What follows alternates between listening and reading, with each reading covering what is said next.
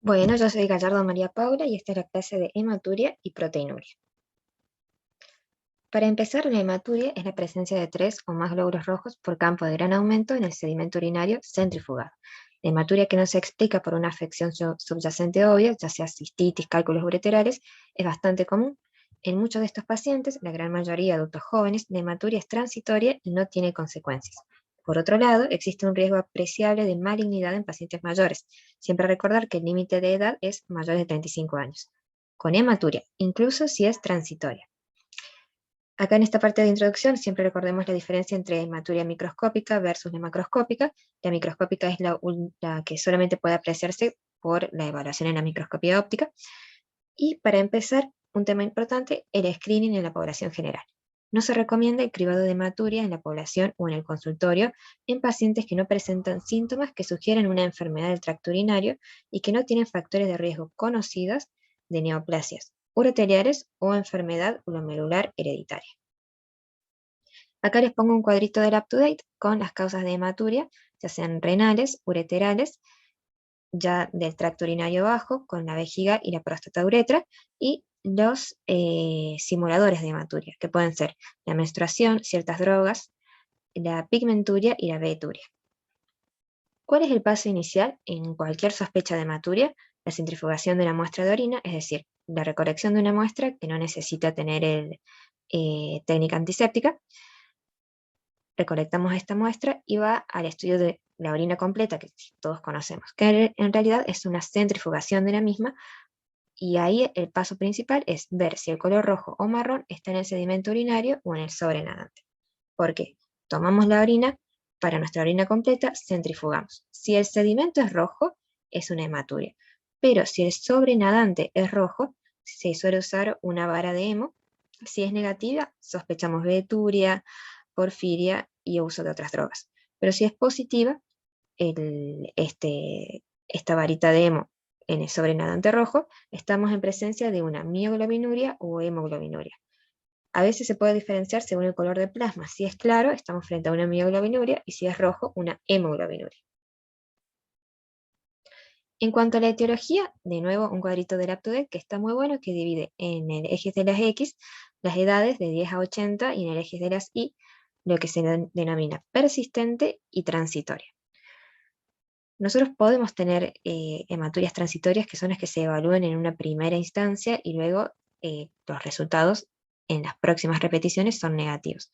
Los casos más frecuentes de hematuria transitoria son las infecciones del tracto urinario, la presencia de urolitiasis sintomática, el ejercicio intenso, trauma del aparato urinario y la endometriosis urinaria. Ya causas de hematuria persistente, bueno, tenemos arriba de todo cuestiones glomerulares, la enfermedad de poliquistosis renal y cáncer de próstata, riñón, vejiga. También una causa de persistencia de la hematuria es la hipertrofia prostática benigna, y luego en cualquier edad la enfermedad glomerular intrínseca, desde los 10 hasta los 80 años básicamente. Cuando nosotros estamos frente a una hematuria transitoria, es de buen accionar, de buena práctica, el repetir por lo menos en 6 semanas la orina completa. Ya sé que la mujer está en periodo de menstruación y se sospecha de una contaminación, la hematuria micro luego de un ejercicio vigoroso, la hematuria micro luego de un traumatismo o en el seno de una infección. Se hace tratamiento, se espera y en 6 semanas se repite la orina completa con el paciente en el consultorio para ver que realmente sea transitoria. Cuando nosotros estamos frente a estos procesos en un primer encuentro con el paciente, ¿cuáles son las red flags que tenemos que nosotros tener en cuenta para hacer un estudio inmediato y derivación a urología o derivación a nefrología? La hematuria de origen glomerular, en primer lugar, que ya vamos a ver un poquito más de sus características, la hematuria en mayores de 35 años y otros factores de riesgo de cáncer renal y de vías urinarias, que ya la vamos a ver con más detenimiento, pérdida de sangre de tracto urinario que resulte en anemia y sangrado no glomerular tan rápido que cause coágulos que obstruyan el uréter o los uréteres, coágulos que obstruyan la salida de la vejiga y causan retención urinaria aguda. Este es el algoritmo diagnóstico, que es bastante extenso, pero básicamente nosotros tenemos que tener en cuenta cuando estamos frente a un paciente con Hematuria, bueno, obviamente anamnesis, examen físico, ver estudios complementarios previos, antecedentes patológicos, y ver si la hematuria, en un primer lugar, está en el contexto de urolitiasis, una infección urinaria. Eso nos va a determinar si hacemos tratamiento antibiótico. Si es una urolitiasis, básicamente empezar el estudio con una piel-ataque, que nosotros le decimos piel-ataque, pero si no es un ataque de abdomen y pelvis, con y sin contraste, para ver también el proceso de excreción.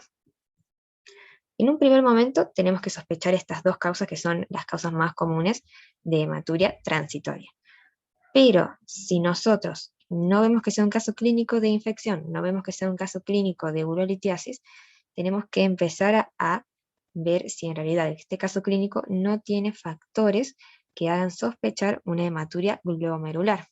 ¿Cuáles son? La presencia concomitante de glóbulos rojos dismórficos, la presencia de cilindros hemáticos, hipoalbuminemia y edemas, un deterioro agudo de la función renal, una hipertensión nueva o empeorada, y junto con la hipoalbuminemia, la presencia de edemas, nuevos o empeorados. Si tenemos estos síntomas de sangrado glomerular, vamos a referir al paciente inmediatamente a nefrología para su estudio.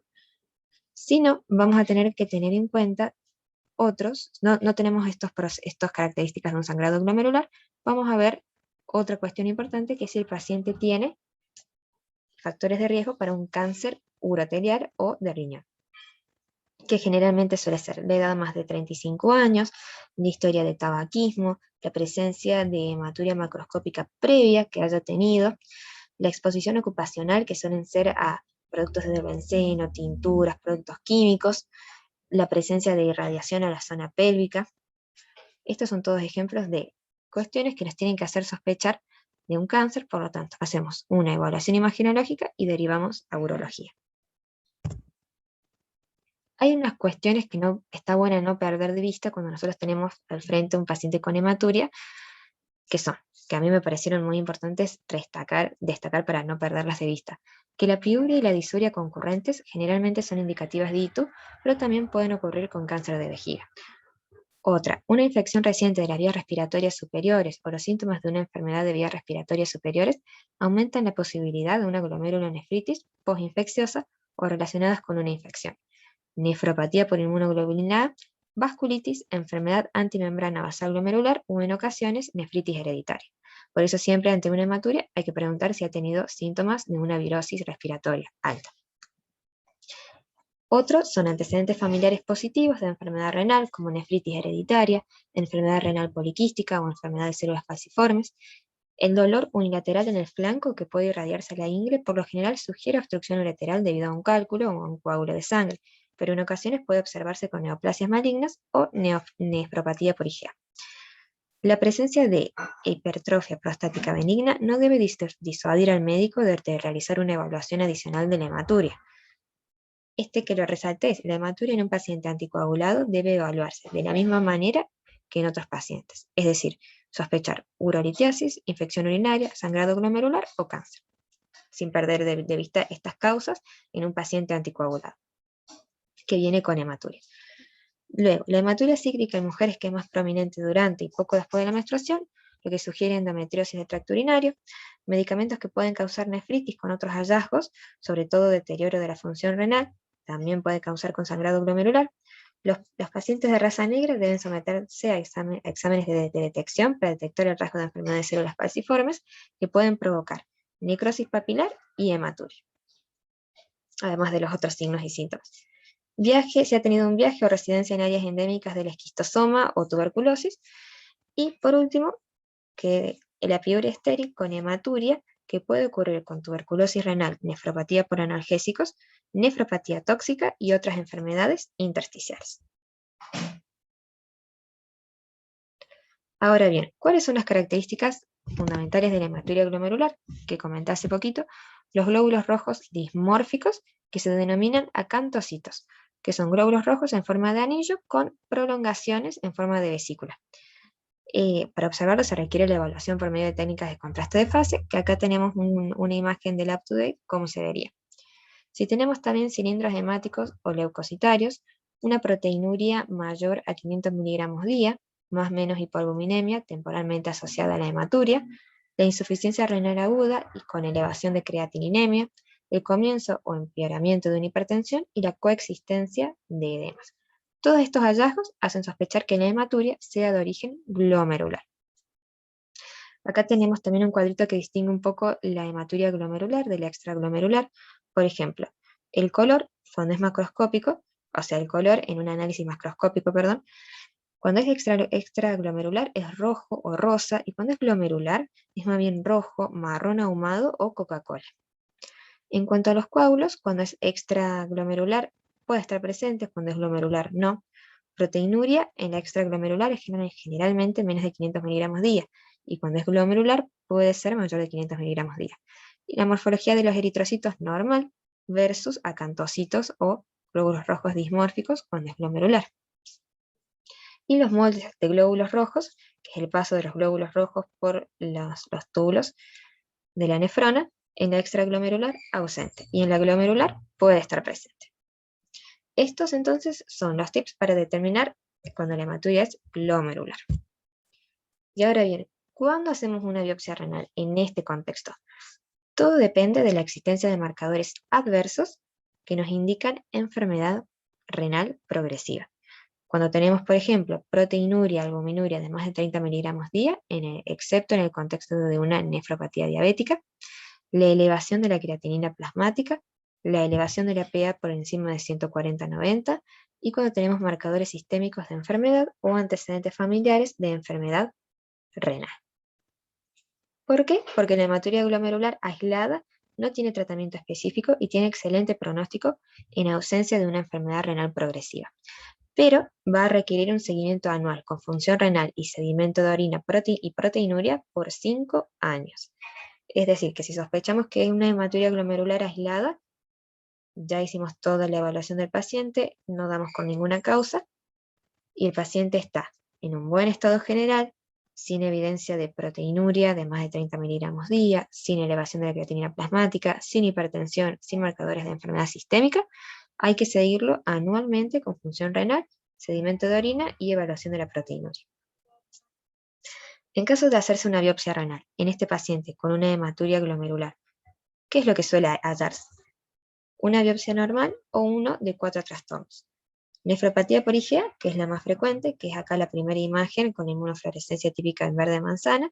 La enfermedad de la membrana basal delgada, que es la hematuria familiar benigna, es una afección en donde la membrana basal glomerular característicamente mide menos de lo normal y deja el paso de los glóbulos rojos, que es totalmente de buen pronóstico.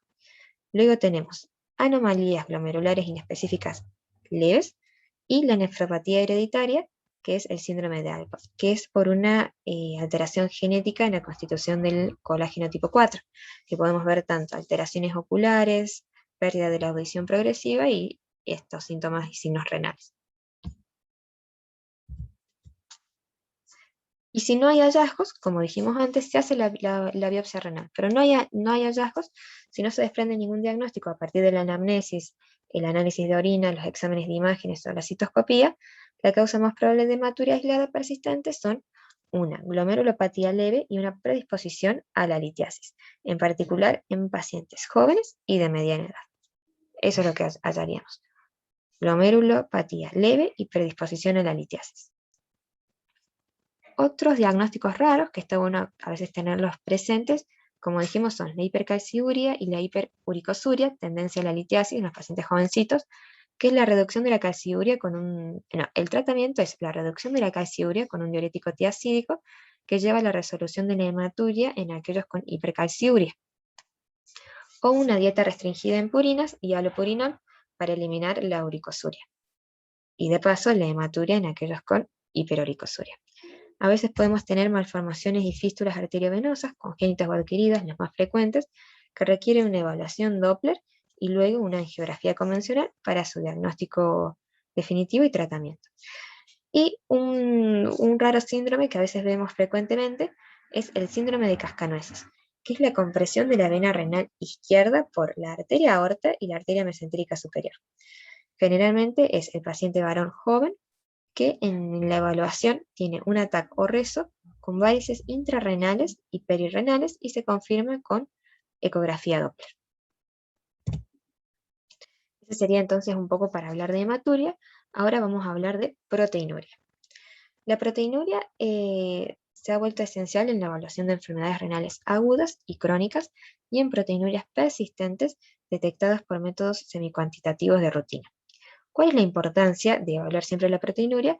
Porque es pronóstica en enfermedades glomerulares primarias y secundarias, evidencia la progresión en enfermedad renal crónica y se utiliza para evaluar la respuesta al tratamiento de fármacos inmunosupresores o inhibidores del sistema renina-angiotensina en la enfermedad renal crónica proteinúrica.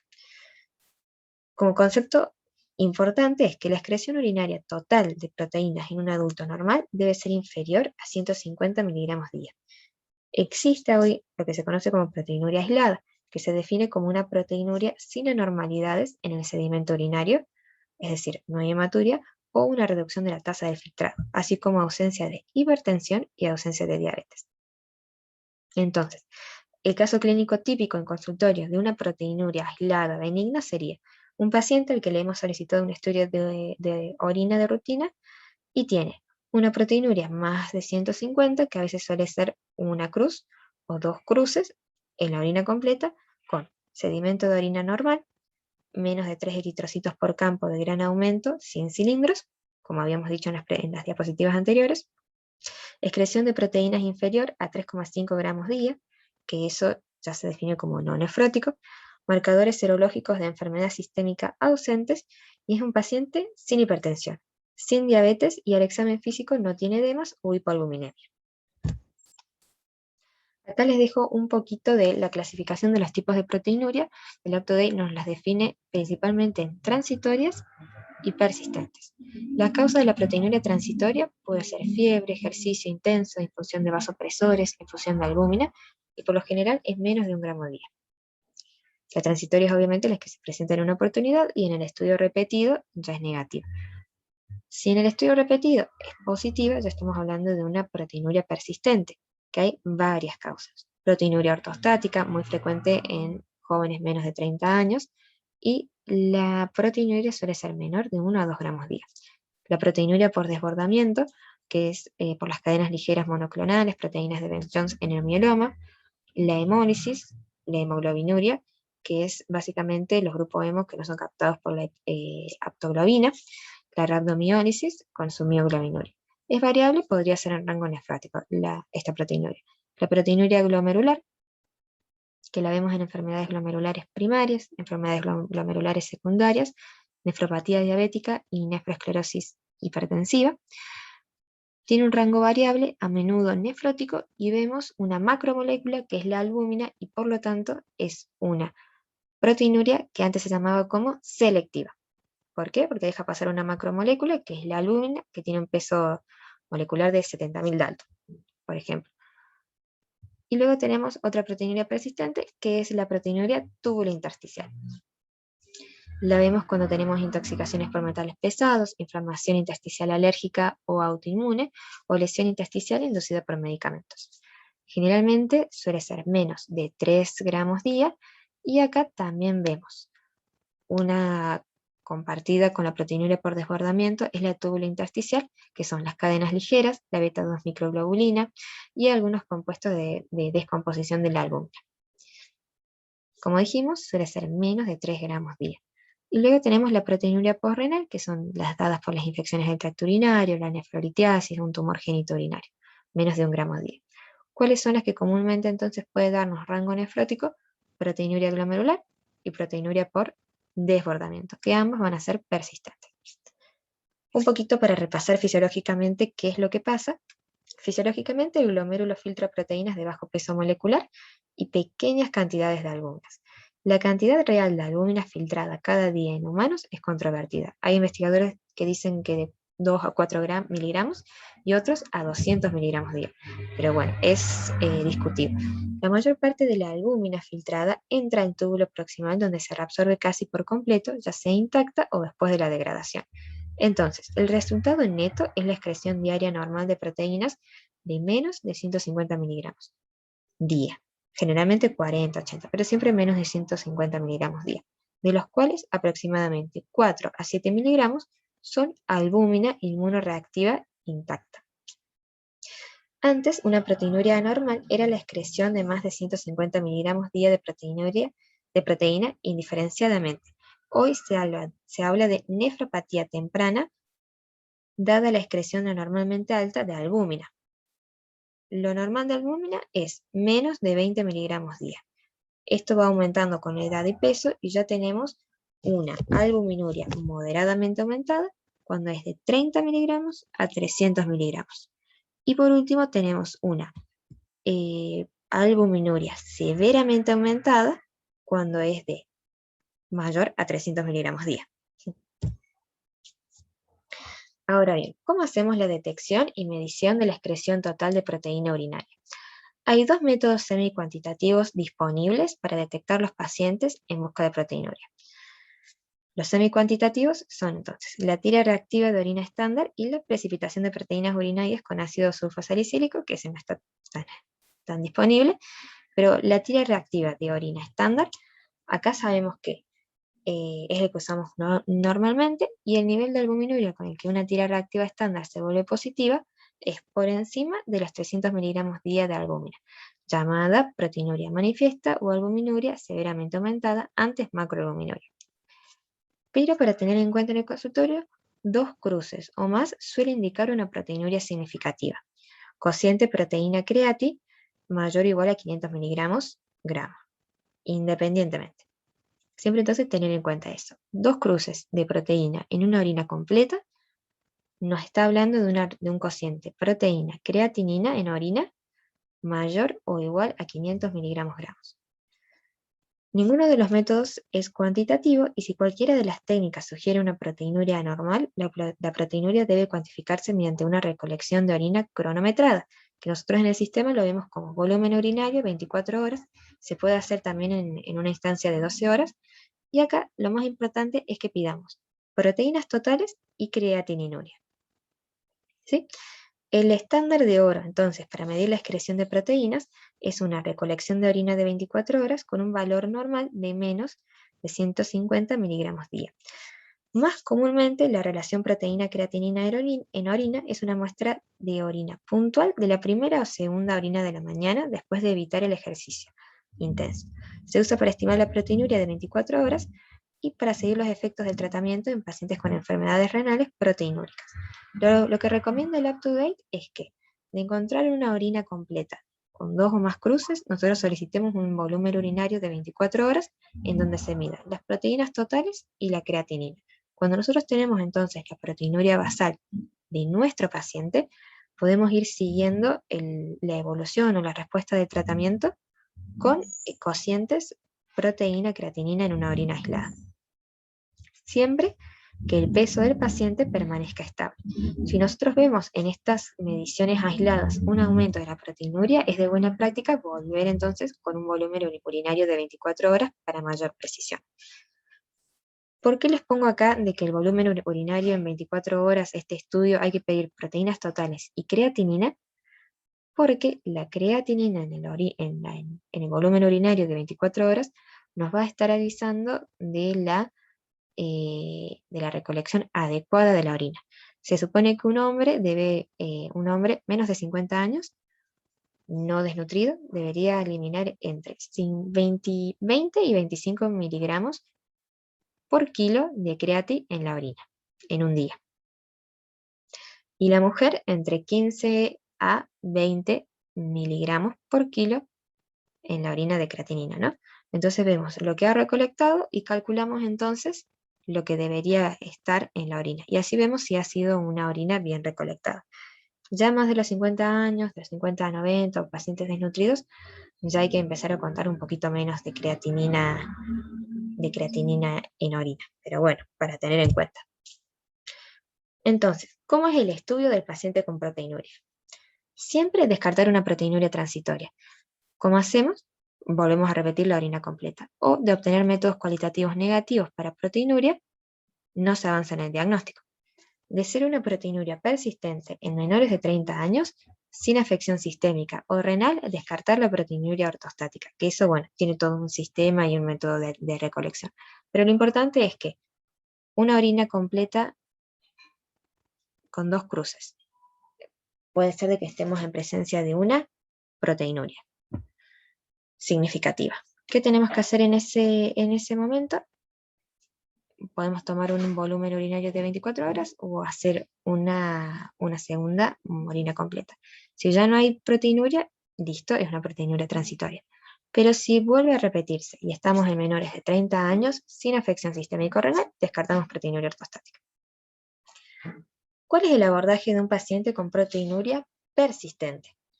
Primero, cuantificación de la excreción de proteínas en orina basal por medio de una orina de 24 horas. Medimos siempre la creatinina sérica para tener una estimación de la tasa de filtrado.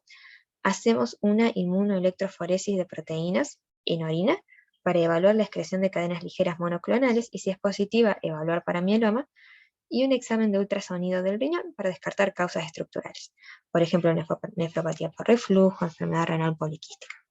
Entonces, orina de 24 horas, creatinina sérica para saber el filtrado de nuestro paciente, inmunoelectroforesis de proteínas en orina y una eco de aparato urinario. Con una proteinuria persistente superior a 500 miligramos día para la proteína total o superior a 300 miligramos día para la albúmina, debe remitirse a un nefrólogo para la evaluación y una eventual biopsia renal. ¿Cuál es el papel de la biopsia renal en la proteinuria? Las indicaciones clásicas son la proteinuria de más de 3,5 gramos día, es decir, rango nefrótico, o si la proteinuria no nefrótica se asocia con un sedimento urinario activo, hematuria, cilindro celular, ya sea hemáticos o leucocitarios, o una disminución de la tasa de filtrado. Una excepción es la proteinuria en rango nefrótico por una nefropatía diabética, es decir, un paciente diabético de más de 10 años con otras afecciones microvasculares que empieza con proteinuria y no sospechamos otra etiología. Sin embargo, en pacientes con proteinuria no nefrótica aislada, se puede realizar una biopsia renal si en el seguimiento posterior el grado de proteinuria aumenta y persiste por encima de 1 gramo día. Algunos autores recomiendan que se haga la biopsia por encima de 2 gramos día. Si el paciente desarrolla nueva hematuria glomerular, hipertensión o disminución de la tasa de filtrado glomerular estimada, y si estamos frente a procesos sistémicos sospechados y el diagnóstico no puede hacerse de manera confiable de otra manera. Ese sería el papel de la biopsia en una proteinuria no nefrótica aislada.